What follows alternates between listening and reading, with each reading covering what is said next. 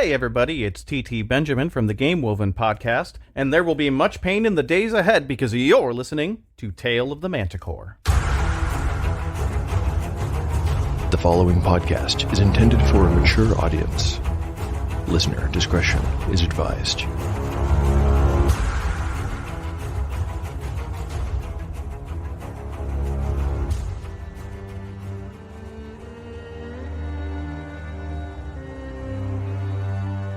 Welcome back to Tale of the Manticore, Season 2.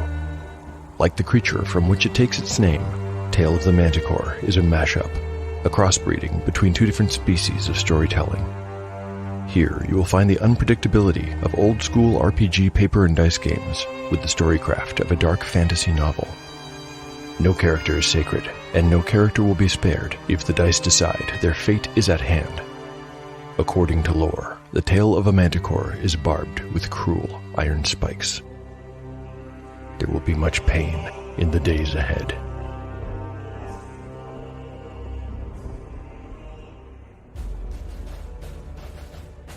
Last time on Tale of the Manticore.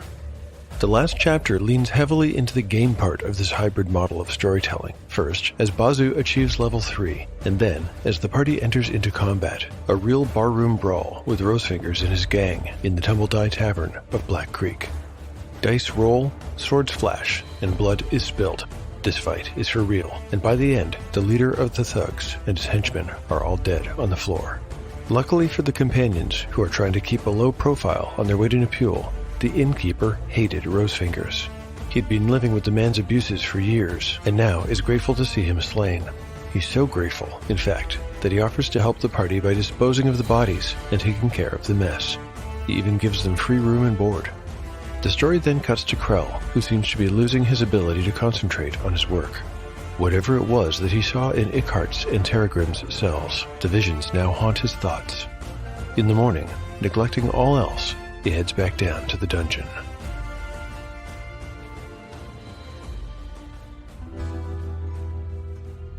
Chapter 47, Part 1. Day 126. Evening. Party status.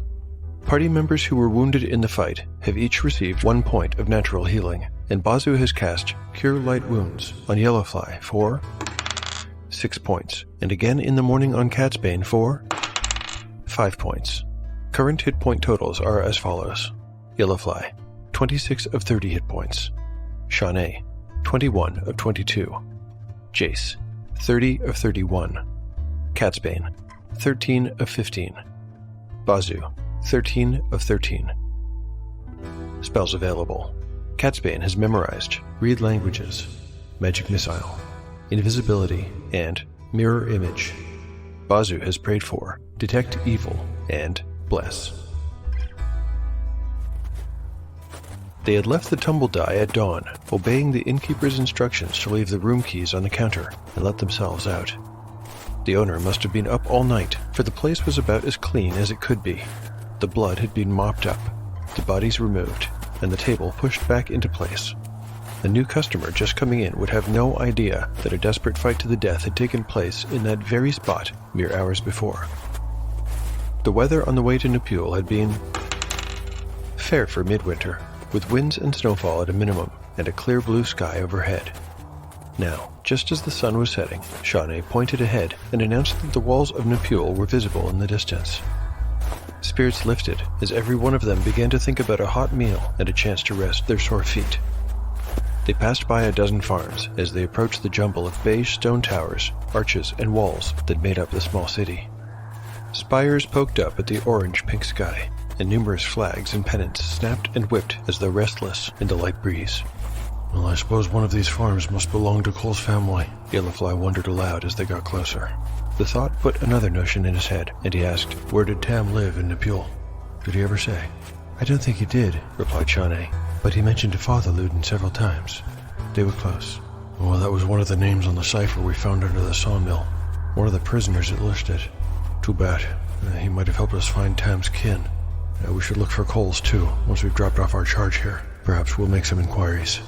Briar Patches, following along behind them, as ever, said nothing.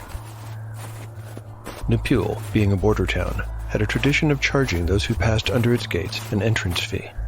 Yellowfly handed over 3 silver bits to cover his party of 6 when they reached the main gates and passed under its crumbling brown bricks. Not that the guards who took their coin were especially friendly, but there was a noticeable difference between the general feeling of Nepul and that of Silmoral. It had an atmosphere of warmth and welcome that the capital lacked. They all felt it. None of them had ever been to Camertine's westernmost town before, and so they did not know how to find their destination. Yellowfly asked one of the guards if he knew of an establishment called Towerside Fresh and Salted Meats. This is where they were to meet their contact, who would provide further instructions. The guard seemed proud of his town, leaning on his halberd and pointing out the titular watchtower to the southwest, among other notable attractions. A snow-dusted dirt road wound between a hodgepodge cluster of brown brick and pebble dash-fronted businesses, eventually leading to one of several cob-built structures. The shingle outside showed a severed pig's leg crossed with a notched cleaver in front of a tower, but no lettering. "This must be the place," said Yellowfly, looking up hopefully from the sign to the actual watchtower looming above them. "You got very good timing," called the voice from within as Yellowfly tried the door and found it unlocked. "I was just about to close up for the evening. Come in from the cold and tell me what you will have. I have a fresh-caught boar here that's sure to tempt you." The butcher was a heavy-set man with rosy cheeks and an upturned nose. A short shock of reddish hair stood up on his crown. He looked them over as they entered, not bothering to hide some mild surprise at seeing a group of strangers. "New to Nepul?" he asked, friendly enough. "I've not seen your faces before, but, as I say, I've fresh-killed boar meat, lovely ribs. I've the head as well." Did his gaze linger on Briar's face for an extra half a moment? Yellowfly couldn't be sure, but there was one way to find out. "The snake throws her enameled skin." The butcher's smile dropped, and he replied in a low voice. "Weeds to wrap a fairy in. You must be Yellowfly. I was told you might show up someday." "Yes, I'm he. You must be Master Haylorn." The butcher nodded by way of reply and came out from behind a thick work table that held his knives, scales, and weights. There was also a slab of meat and a pile of salt he'd been working on. "Begging your pardon." Haylorn walked past them and turned the latch on the door, locking them in. "Will you come with me, please?" He bade them follow him into a back room, where cuts of meat hung from hooks on walls and rafters alike. Some small barrels and crates were stacked neatly against one of the cob walls. Against the other, a rickety staircase led them to the upper level. Here, they found simple and modest living arrangements. There was a small collection of books on a mostly empty shelf, a flimsy table, a single narrow bed, and a chair with a blanket draped over the back of it. "It's not much, but you'll only be here a few hours. Make yourself comfortable." Halyrin lit a candle and put it on the table before he turned back to the stairs. "I'll be back within the hour." With that, he descended to the first floor, where the companions could hear him rustling into some winter clothes before unlocking the door and relocking it behind him as he left. "Well, I suppose there's nothing to do but wait." Shawnee and Jace sat down on the bed. Briar, silent as ever, was given the only chair. Fly and Catsbane sat on the floor and on the stairs, respectively, and they all settled in to wait for the butcher's return. Chapter 47, Part 2, Day 126, Evening. Krell had spent much of the day in the dungeon. He had forgone breakfast and headed straight there after he awoke. He was desperately and morbidly curious to see if his little experiment had produced any results. It turned out that it had. He knew it as soon as he beheld the warden's pallid and sweaty face. The night before, he had instructed the man to pull 2 prisoners from the communal pens and put them into the solitary cells, where Ickhart and Terragrim had been killed the night before. Of course, the 2 prisoners he selected had resisted, but they were no match for the beefy warden, and he had quickly subdued them. Then, again, as instructed, he had put them into the solitary cells. Krell had insisted that the guard then watch these solitary cells consistently and with unflinching vigilance, and the warden had done so, faithfully, but from the other end of the corridor. Whatever might happen, he did not want to be too close. I did, my lord, just as you said. I truly did. I set up my chair there at the end of the hall and watched all night. The priestess there. The warden indicated Aranessa's cell with a fat finger. She asked me a dozen times to fetch a holy symbol. Of course I ignored her, like you told me to. The guard's sweaty face shone in the torchlight. Presently, it contorted into a mask of worry and contrition. what not, how I came to fall asleep. I was too afraid to fall asleep, if I'm being honest, my lord. I never fell asleep on the job before, no once, not ever. I swear to that. There was something in the man's face that made Krell believe him. When he prompted him to continue, the warden said, And then I wake up to all this commotion. I thought I'd be drugged or something. The loudest of all that was that woman I just put into solitary. She's wailing like a spirit, she was. So I go over to see what's amiss, and she's just pointing to the other cell and screaming. That other cell, well, you know what I found there. I had to smack the woman across the face to get her to shut up in the end. It should be alright, I suppose. Anyway, I was about to come and get you when you walked in. Krell had listened to the warden's story with growing curiosity. Then, after an ungentle assurance that he wouldn't lose his job or be otherwise punished for falling asleep at his post, Krell dismissed the man for the whole day. When he had first arrived, he had walked the length of the hall to check on the solitary cells. He found the female prisoner, one of the many clerics of Sidal, unconscious on the floor of her cell, but alive. The other cell was an abattoir, dripping gore from ceiling to floor. This time, Krell did not recoil, but regarded the scene the way he might have once looked upon a fine painting or tapestry.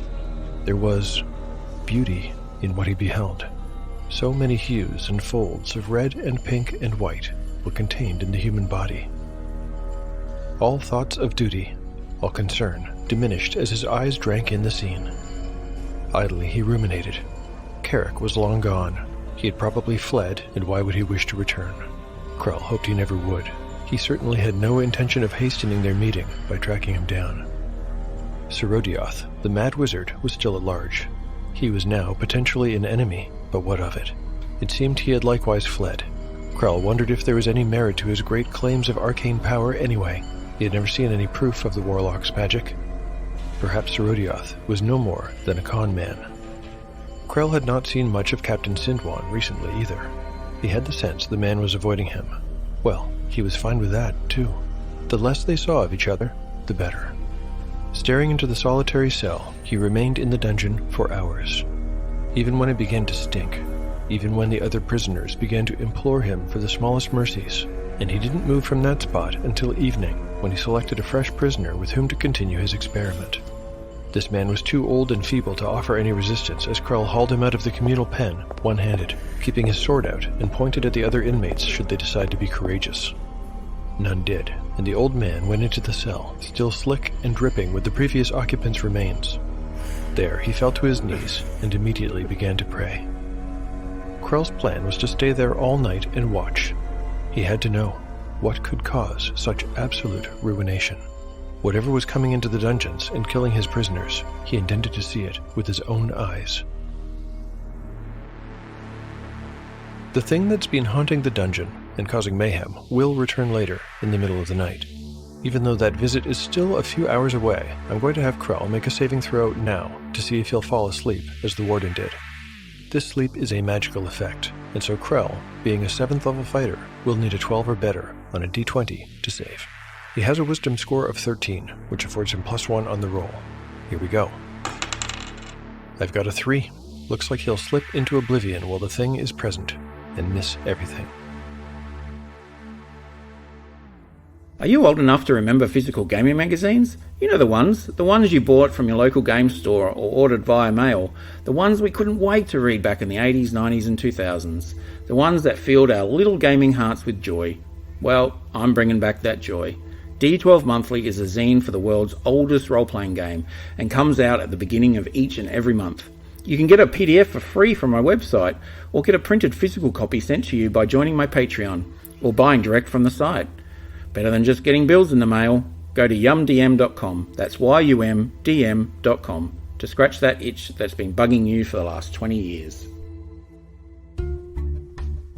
Chapter 47, Part 3, Day 126, Night.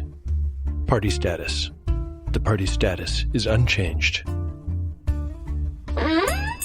An hour later, the companions were collected by the butcher, who instructed them to don their winter clothing once again and follow him into the night, where a thin half-moon shone overhead like the silver edge of Yellowfly's blade.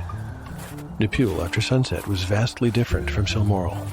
Although there were guards abroad, in numbers, the twin feelings of paranoia and oppression were not present. Haylorn led them to a large tavern of cob, timber, and thatch construction. A round chimney of brown bricks issued forth a plume of aromatic smoke. The sign outside the tavern showed a rearing white stallion, but gave no name. Images without text seemed to be a common thing in this town, Yellowfly noted. They were met by a woman who evidently knew the butcher well. She would have been recognized by Cole if he had been with them.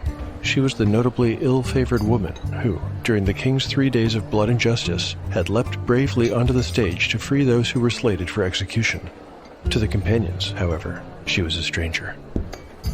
The woman conducted them to a corner table where she bade them sit, eat, drink, and enjoy the upcoming show. At the end of the night, she told them, a conversation would take place. Before she took her leave, she whispered something to Briar Patches, and, without a word or any acknowledgement of their efforts, he departed their company to follow her into a back room. Yellowfly and the others were happy to follow the woman's recommendations. They ordered food and drink while taking in their surroundings. The tavern's main room was multi-level. There was an elevated gallery along one side, and this is where the companions had been seated. It had smaller tables and chairs arranged in a line and facing the far wall, where one could see a stage. This stage was presently empty, save for a stool and, leaning against it, a stringed instrument with a kettle-shaped body and a headstock of scrolled woodwork. The main area was set slightly lower than all else. It contained a combination of long spruce tables and benches. The fireplace, along with several dozen reed lights, washed the place in a warm amber glow. The tavern was almost full, too, another difference from Silmoral. After a time, a serving girl brought them plates of meat and tankards of strong ale. Looking over at the bar, Yellowfly saw 2 men at the counter. One was in his later years, the other in his 30s or 40s. They might have been father and son, judging by their features and general appearance. Yellowfly sighed happily and took a long drink from his tankard. He was looking forward to getting paid for their work and thought that Nepul seemed a nice place to spend some time. They couldn't very well go back to Silmoral. Perhaps they could spend the rest of the winter here. He picked up a piece of roast duck on his fork, ate it, and then speared a small potato dripping in butter. They were all just about finished their meal when a hush fell over the room. Heads turned as the evening's performer emerged from the kitchens and strode across the room, waving and saying hello to various individuals as he went. He was a young man of no more than 25, with straw blonde hair cut in the page boy style, like Catsbane's. He wore a doublet of green crushed velvet and a matching cap.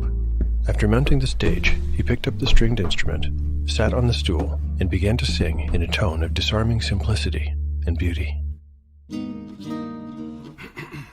The poor soul sat sighing by a sycamore tree. Sing willow, willow, willow, with his hand in his bosom and his head upon his knee. Oh, willow, willow, willow, willow, oh, willow, willow, willow, willow, shall be my garland. Sing all a green willow, willow, willow, willow. By me the green willow must be my garland. The mute bird sat by him was made tame by his moans. Sing willow, willow, willow.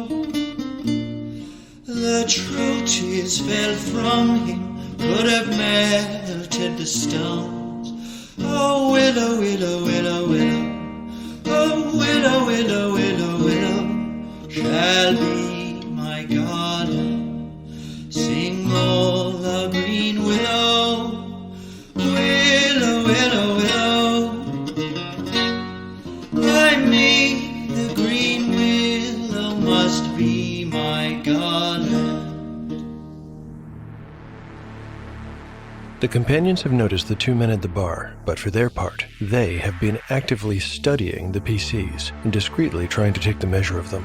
In addition to running a tavern, one of them holds a position in the Church Thieves Guild, while his partner heads another similar organization of some significance. These men are the ones who will provide protection and sanctuary to Briar Patches. They intend to meet the PCs after the last patron goes home, but they are not entirely sure how much they trust them. If Cole or Tam had been here, things might have been different. I'm going to make a reaction roll to see what their gut impressions of the party will be. This will be a straight roll of 2d6, no modifiers, higher is better. I've got a 9 on the dice. That's quite favorable. I think they watch the way the companions interact with each other and get a good sense about them. Furthermore, this result gives me an idea about the direction their conversation will take when they do meet.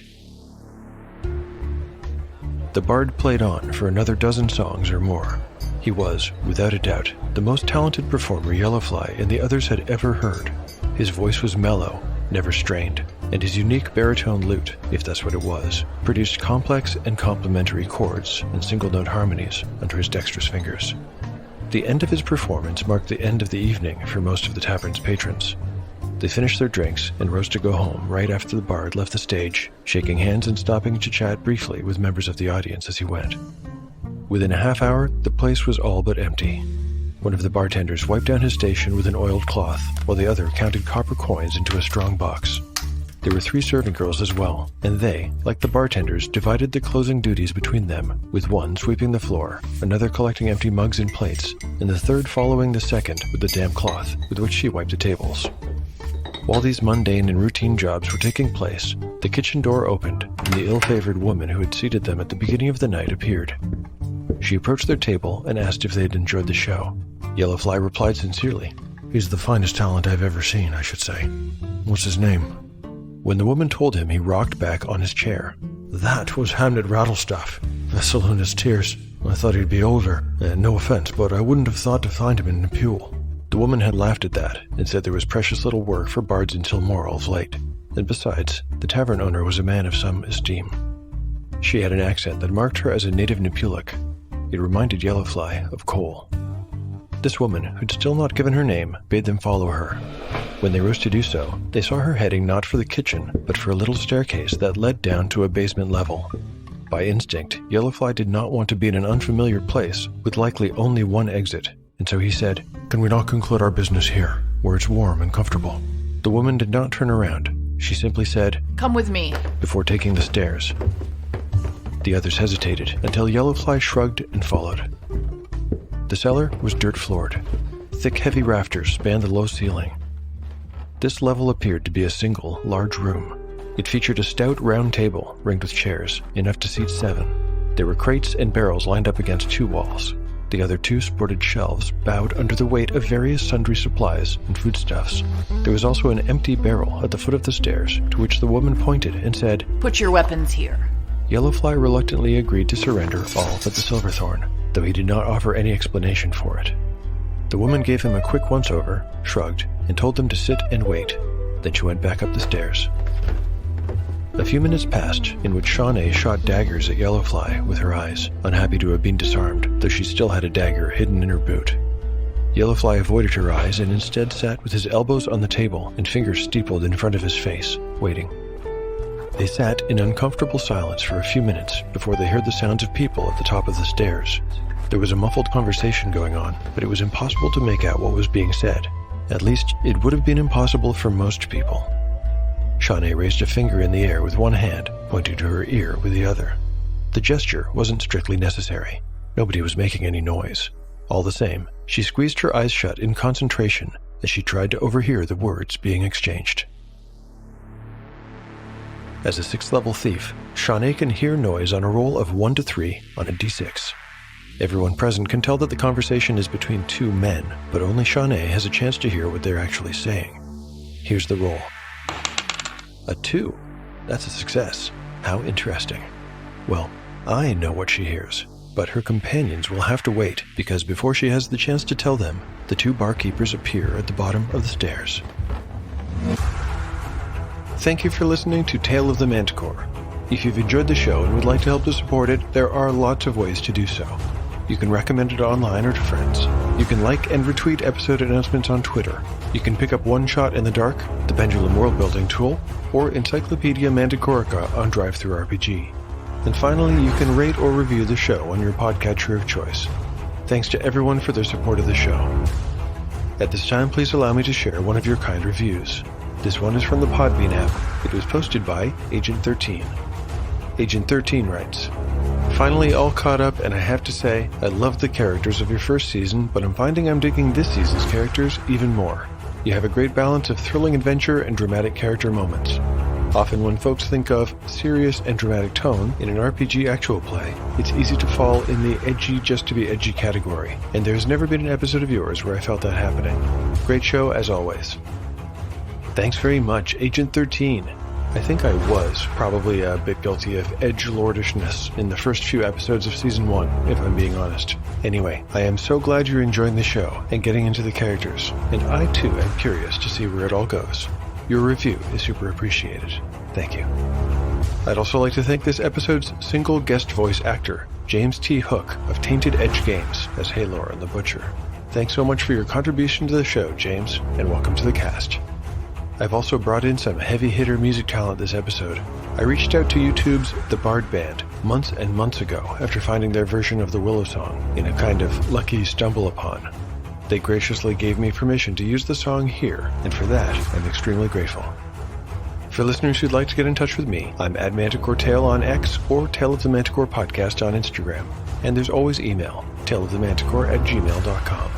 Finally, I keep a blog where I post all kinds of show and RPG-related stuff, like art, maps, tables, crafts, and show notes. You can find it at taleofthemanticore.blogspot.com. The adventure will continue on the next episode of Tale of the Manticore, the story where chaos rolls.